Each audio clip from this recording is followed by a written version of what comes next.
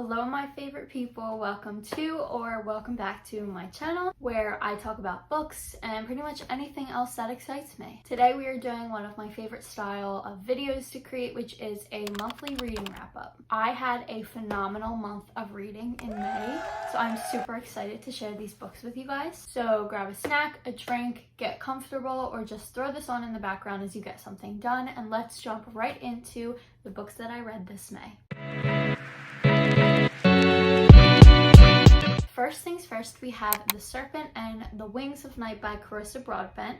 This is categorized as romantasy, which is kind of like fantasy romance, but heavily romance. This features kind of a rivals to lovers plotline. Okay, I'm gonna read you the description because I'm bad at giving descriptions of what a book's about. Human or vampire, the rules of survival are the same. Never trust, never yield, and always guard your heart. The adopted human daughter of the Nightborn vampire king, Oriah, carved her place in a world designed to kill her. Her only chance to become something more than prey is entering the Kajari, a legendary tournament held by the goddess of death herself. But winning won't be easy amongst the most vicious warriors from all three vampire houses. To survive, Oriah is forced to make an alliance with a mysterious rival. Everything about Rain is dangerous. He is a ruthless vampire, an efficient killer, an enemy to her father's crown, and her greatest competition. Yet, what terrifies Oriah most of all of this is that she finds herself oddly drawn to him. But there's no room for compassion in the Kajari. War for the House of Night brews, shattering everything that Oriah thought she knew about her home, and Rain may understand her more than anyone, but their blossoming attraction could be her downfall, in a kingdom where nothing is more deadly than love. I ended up giving that a 4 out of 5. I felt like it was paced really well, the characters were amazing, the tension between the characters were amazing, and I felt like the background and the world building was done really well. We learned a lot about Oriah's history, and it just played well into the story. So I really enjoyed that one. The second in the series is called The Ashes and the Star-Cursed King. This one fell a little short for me, and I'm very upset with that.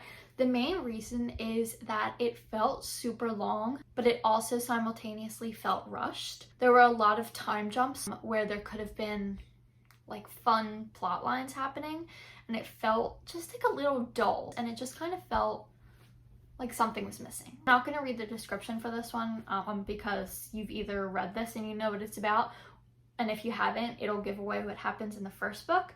If you read the first book, I highly recommend getting the second one and reading that as well. It's not bad, I just wanted more out of it, and I still enjoyed it. I gave this a 3 out of 5. Next one I'm going to talk about is Seating Arrangements. This is by Maggie Shipstead. This would be categorized as literature fiction, kind of like family drama, and then commentary on like waspy families.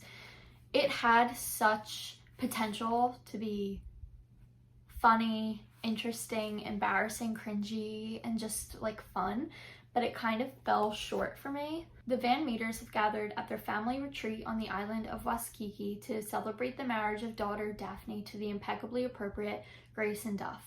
The weekend is full of champagne, salt air, and practiced bonhomie, but long-buried discontent and simmering lust stir beneath the surface.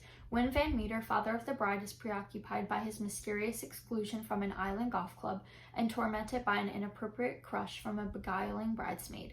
Sister of the bride, Livia, recently heartbroken by the son of her father's greatest rival, is a too-ready target for the wiles of the best man. When old resentments, a beached whale, and an escaped lobster are added to the mix, the wedding that should have gone off with military precision threatens to become a spectacle of misbehavior.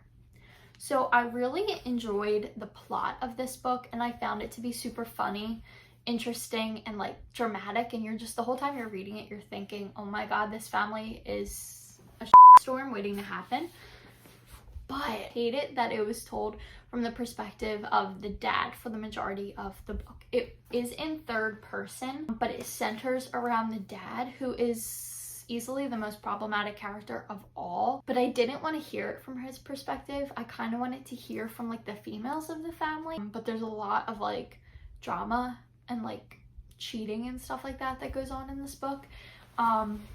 And I feel like it just would have been such like a funny, oh my god kind of read if it was told maybe from the wife or from the daughter. Maybe that's just my like inner desire to only read female main characters, but I just felt like a disconnect, and I like didn't like care. I don't know. It was interesting and it was funny, but it fell short, and I just wish it was told from a different character's perspective. But if you're looking for like funny commentary on a WASP family, pick it up. It's worth a try. I gave it a 2 out of 5. The next one we are going to do is The Last House on Needless Street. This is by Catriona Ward. So this is like a combination of thriller, horror, mystery, and I absolutely devoured this book. Let me read you the description. In a boarded up house on a dead-end street at the edge of the wild Washington woods lives a family of 3. A young girl who isn't allowed outside, not after last time, a man who drinks alone in front of his TV trying to ignore the gaps in his memory, and a house cat who loves napping and reading the Bible. An unspeakable secret binds them together, but when a new neighbor moves in next door, what is buried out among the birch trees may come back to haunt them all. The Last House on Needless Street is an immersive and shocking journey that will keep you guessing until the last page. This book is just like an absolute mind. It's creepy, it's heavy, it's funny at some points, and it is just one of those books you don't want to put down because you need to find out what is happening, and at the end you're like, holy shit, that's what's going on. Like, makes sense, but it's just like, oh my god, you didn't expect it. I gave this a 4 out of 5. I did a reading vlog on this one, so I'm not going to talk about it too much, but this quite possibly is my favorite book like ever. I'm not going to say of the month, of the year, like favorite book ever, quite possibly. This is Fourth Wing by Rebecca Yarros. So this is fantasy with some romance in it. It's very heavy on the fantasy in my opinion. I know a lot of people felt like the world building and that lacked. I personally liked it, but that's just me. I know a lot of people didn't, and I know a lot of people did. I feel like it's you either loved it or you strongly disliked it and don't understand where the hype came from, but I'm telling you, I think the hype is well worth it. Instead of the summary, there's like a little blurb from the book on the back, and I find that more interesting than the summary, so I'm going to read you that. Anyone else feel like changing their mind? Xaden shouts, scanning the remaining rows of cadets with the same shrewd gaze of the navy blue dragon behind him. No? Excellent. Roughly half of you will be dead by this time next summer. The formation is silent except for a few untimely sobs from my left. A third of you again the year after that, and the same year last year. No one cares who your mommy or daddy is. Even King Tari's second son died during his threshing. So tell me again, do you feel invincible now that you've made it into the Riders Quadrant? Untouchable? Elite? No one cheers. Another blast of heat rushes, this time directly at my face, and every muscle in my body clenches, preparing for incineration. But it's not flames, just steam, and it blows back Rhiannon's breathes as the dragons finish their simultaneous exhale. The breeches on the first year ahead of me darken, the color spreading down his legs. They want us scared. Mission accomplished. Because you're not untouchable or special to them. Xaden points towards the navy dragon and leans forward slightly like he's letting us in on a secret as we lock eyes. To them, you're just prey. This book is just so good. Main character's a badass. She's the perfect main character. She has a lot going against her. She defies odds, which we love in a female main character. The pacing I felt like was amazing. And there's also spice in this. It's not like the most incredible spice in the world, but there is spice. So if you like that in your fantasy, you're welcome. I loved this. I gave this a 5 out of 5. If you're someone who likes fantasy and you like a little bit of romance in there, perfect. And the last book, which I technically finished June 1st, but we are going to count it as a May read, Caraval by Stephanie Garber. This is part of a 3-book series that also has a spin-off series. It's a fantasy, somewhat romance, like a little touch of it. Let me read you the description. Scarlet Dragna has never left the tiny island where she and her sister Tella live with their powerful and cruel father. Now Scarlet's father has arranged a marriage for her, and Scarlet thinks her dreams of seeing Caraval, the faraway once-a-year performance where the audience participates in the show, are over. But this year, Scarlet's long-dreamt-of invitation finally arrives. With the help of a mysterious sailor, Tella whisks Scarlet away to the show. Only as soon as they arrive, Tella is kidnapped by Caraval's mastermind organizer, Legend. It turns out that this season's Caraval revolves around Tella, and whoever finds her first is the winner.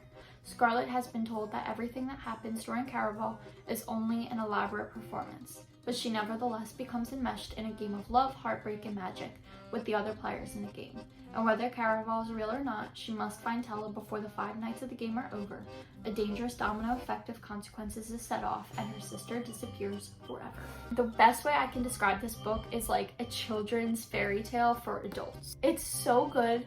The pacing's so good. Like, it's fast paced through and through. The whole book is taken place over the span of 6-ish days, and it's perfect. Like, I couldn't put this book down. It was so much fun to read. So if you're looking for like a super lively, magical book with like amazing female main characters that also will leave you like second guessing absolutely everything that happens in this book, I recommend this one. I gave this a 4.5 out of 5, and I'm currently reading the second one in the series, but you will have to wait for my June wrap up to hear about that. That is it for my May wrap up. I read 6 books, such a good reading month, and I am super excited for my June reads too. If you've read any of those, let me know your thoughts. I'd love to hear what you guys think. If you have video recommendations, leave those in the comments.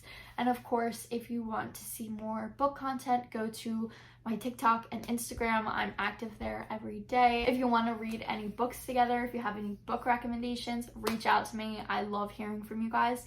It is actually the best feeling in the world. So thank you for watching. I hope you guys have a fantastic rest of your day and a fantastic month of reading.